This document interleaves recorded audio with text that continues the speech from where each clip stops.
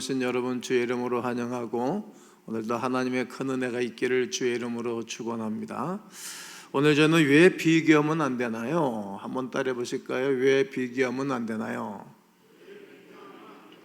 옆분하고도 한번 해보세요.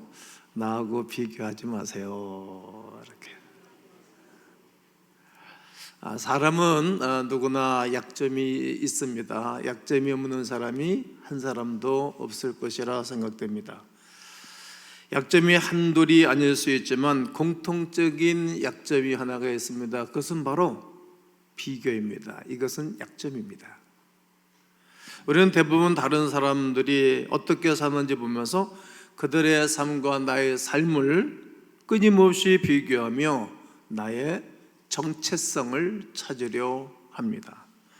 내가 잘 살고 있는지에 대한 평가를 다른 사람들과의 삶과 비교해서 근거하여 판단하지요. 그래서 나보다 누군가가 더 잘 되면 배가 아파하기도 하고 또 시기하기도 하고 때로는 그 사람을 미워하기도 합니다. 경쟁자로 보기도 합니다. 또 우리가 우리 주변의 어떤 사람보다 더 나아지라고 애를 쓰는 것입니다. 내가 더 탁월한 사람이 되기를 위하여 적당한 수고와 애씀으로 이 땅을 살아가고 있습니다. 주변 사람들보다 더 부여지기를 원하고 더 이뻐지기를 원하고 더 나아지기를 원하고 더 앞서가기를 원하는 마음이 우리들에게 있는 것입니다. 그렇게 남들보다 더 좋은 차, 더 고급스러운 환경과 조건 속에 살라고 하는 그런 가운데에 남보다 비교 우위를 차지한 나를 바라보면서 내가 만족스러워합니다. 그런데 남보다 비교 우위에 있지 않으면 어떻게 될까요? 내가 저 친구와 저 이웃과 함께 비교해 봤을 때에 내가 위에 있지 아니하면 우리의 마음은 자존감이 무너지기도 하죠. 또 시기하기도 하고 또 속상해하기도 합니다. 내가 당신보다 낫었는데 이게 내가 지금 뭔가 그러한 번민도 하죠. 자존감이 바닥을 치기도 합니다. 자신을 쓸데없는 사람처럼 자기 자신을 비하시키기도 하고 자기 목숨을 구차하게 던져버리기도 합니다. 한때 대한민국에 여기저기 이렇게 투신하는 그런 것들을 여러분들이 많이 보았을 것입니다. 그때 저는 대한민국에 자살의 영이 떠날지어다 매일 선포하면서 기도했죠. 더 나아가면 내 옆에 있는 남편이나 아내가 혹은 나의 연애의 대상자보다 더 좋은 직업이거나 부자이거나 더 아름답기도 하기를 원하는 것입니다. 이런 마음은 결국 다른 사람들의 눈을 의식해서 살아가는 우리의 속 내부를 드러내는 것입니다. 내면을 자세히 들여다보면서 바로 이 마음에서 시작한 것입니다. 다른 사람이 다른 사람들이 우리 가정을 바라볼 때에 이런 생각이 있기 때문에 그러한 높음과 낮음에 왔다 갔다 하며 비교의 덫에 빠지는 것입니다. 그러므로 배우자를 향한 바람은 결국 나를 위한 것입니다. 어떻게 보면 배우자를 위한 것처럼 보이지만 결국은 나 자신을 위한 것입니다. 많은 부모도 아이를 키우면서 이러한 비교의 덫에 빠지곤 하지요. 남의 아이가 성적이 떨어지고 학대를 받게 되어지고 탈선을 하고 잘못된 길을 걸어가면 겉으로는 위로하는 척 하지만 속으로는 기뻐하기도 하죠. 이런 것들이 다 어떤 것이지요? 비교 의식과 시기 가운데서 발생하는 일들이라 생각합니다. 솔직하게 나의 내면을 들여다보십시오. 이것은 당연하게도 옳은 마음은 아닐 것입니다. 나보다 더 잘 되어지는 사람을 바라보고 우리는 어떤 마음을 갖습니까? 남보다 내가 더 나아야 되고 잘나야 되고 다른 사람들보다 내가 또 잘 되기를 위해서 때로는 거짓말도 서슴지 않고 하고, 남보다 잘 되는 나를 보며 줄구하는 것은 결국 우리 하나님이 주시는 마음은 아닙니다. 왜 그러죠? 우리는 그리스도인이기 때문입니다. 우리는 성도입니다. 하나님이 나의 주인이시기에 주인의 의도와 주인의 마음을 가지고 살아갈 사람들이기 때문입니다. 그래 도대체 왜 이렇게 악한 마음을 품게 되는 것입니까? 이런 마음이 안 생기면 좋을 것인데 우리에게도 있어요. 순식간에 점령군 같은 못된 점령군이 와서 다 침투하고 점령을 해버리듯이 우리의 마음과 생각이 황폐하게 될 때가 있는 것입니다. 그것은 왜 그럴까요? 이 땅에 살아가는 우리가 비교의 땅에서 살아가고 있기 때문입니다. 당신도 비교하고 나도 비교하고 비교의 덫에 걸려서 호적거리는 우리들의 공동체이기 때문에 그러한 것입니다. 우리는 왼쪽을 바라보며 나보다 못한 사람을 비교합니다. 오른쪽을 바라보면서 또 비교하면서 나은 사람을 바라보면서 우리는 비교하지요. 그리고 내가 어디쯤 속해 있는지 판단을 하는 것입니다. 이는 결코 선한 마음이 아닙니다.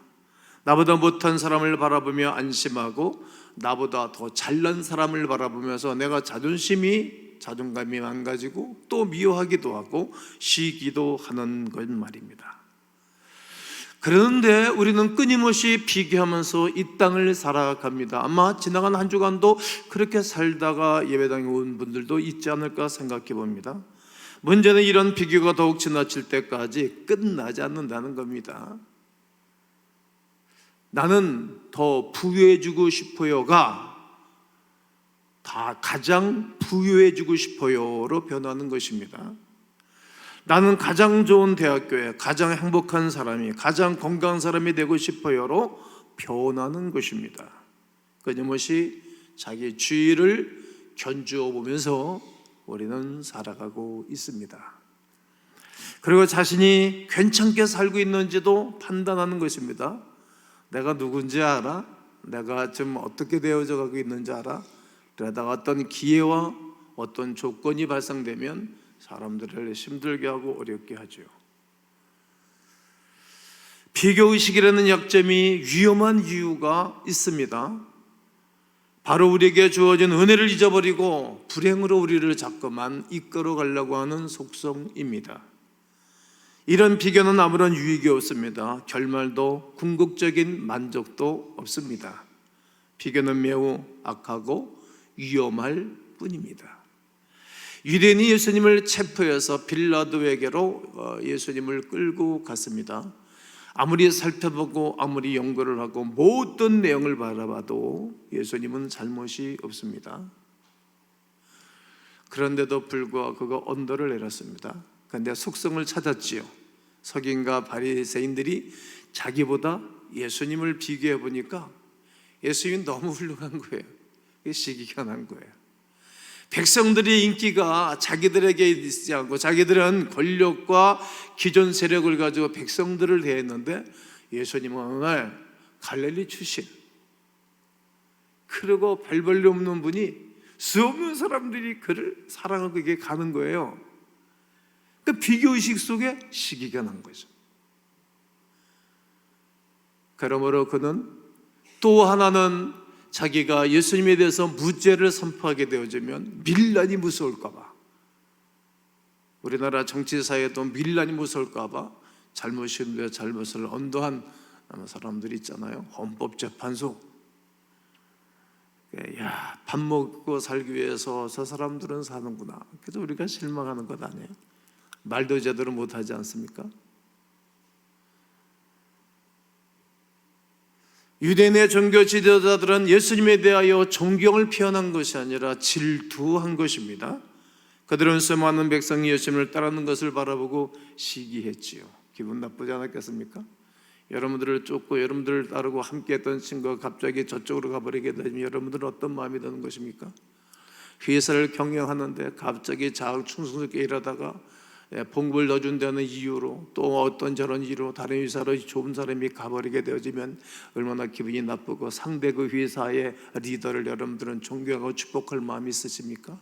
다 시기 때문에 온전한 삶을 살아가지 못하는 것입니다.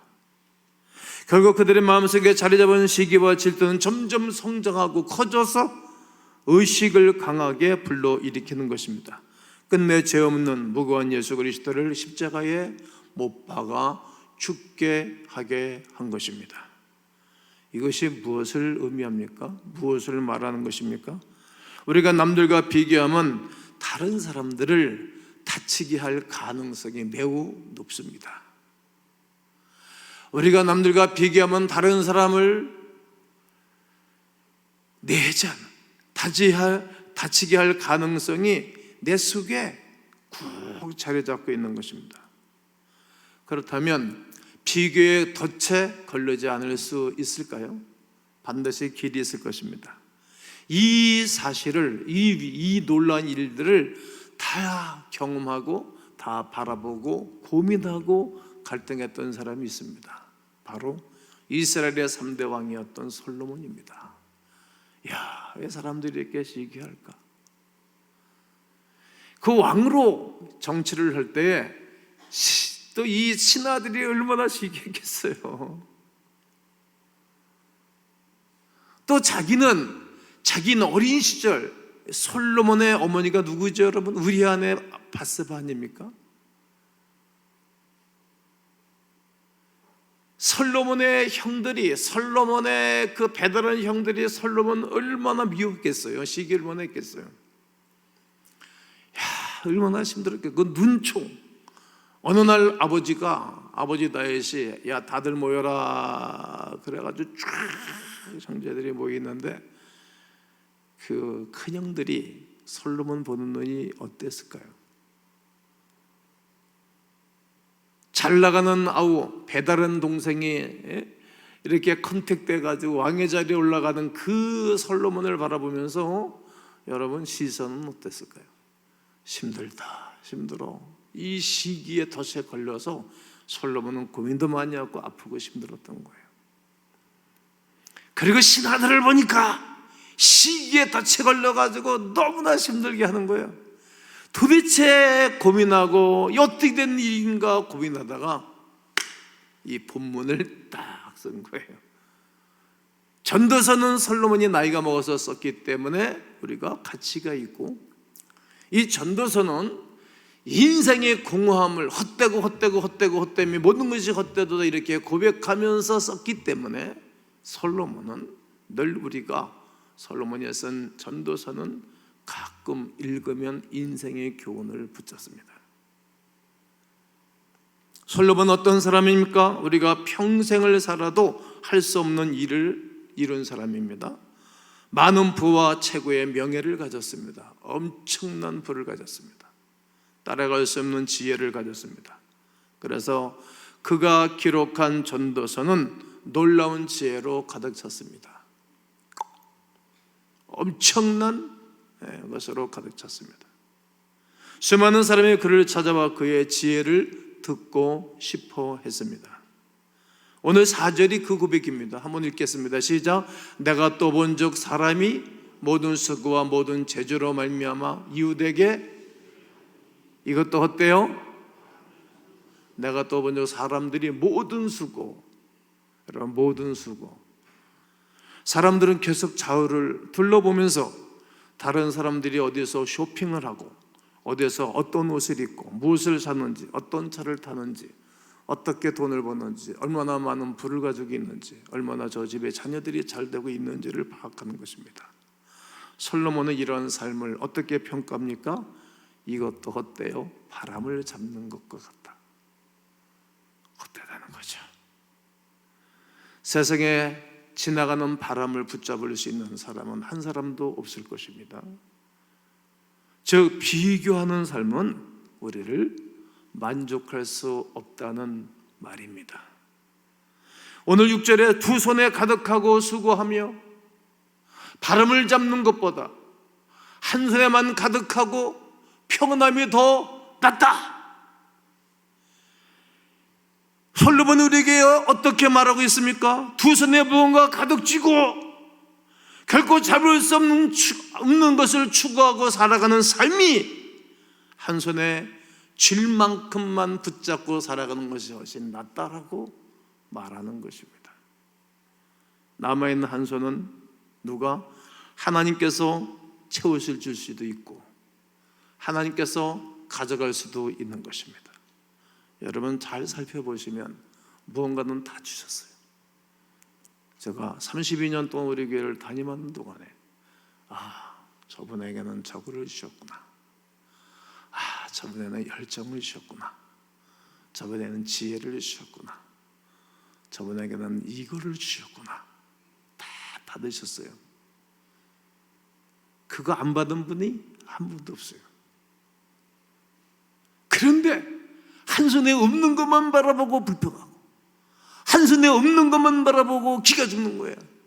비교에 덫에 걸려가지고 우리가 행복하지가 않은 거예요.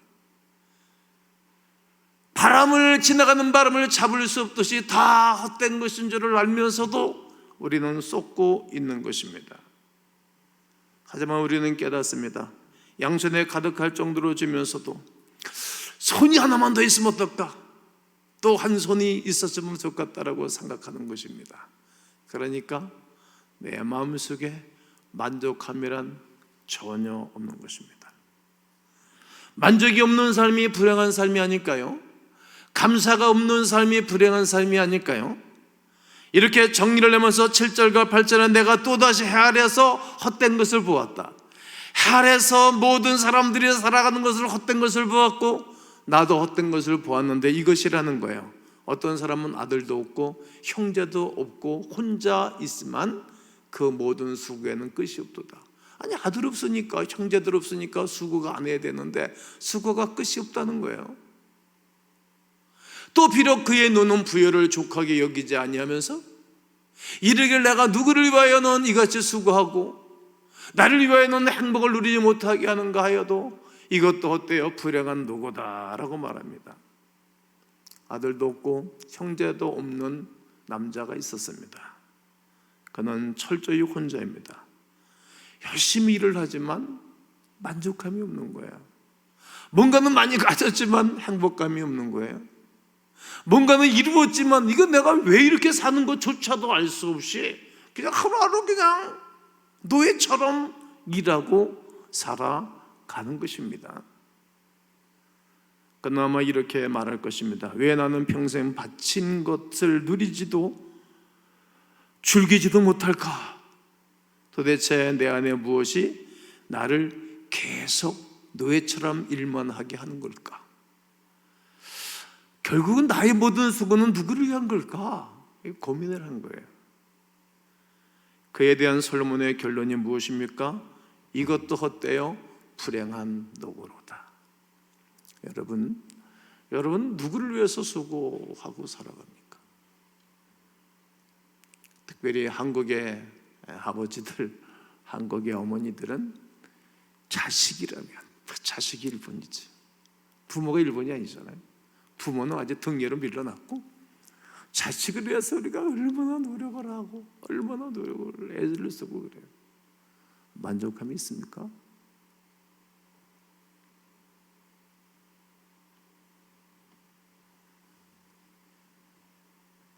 만족감과 감사함이 없이 노력하고 수고하는 것은 결국은 불행하지 않습니까? 양손에 가득 움켜쥐더라도 만족감이 없는 삶은 불행할 뿐입니다.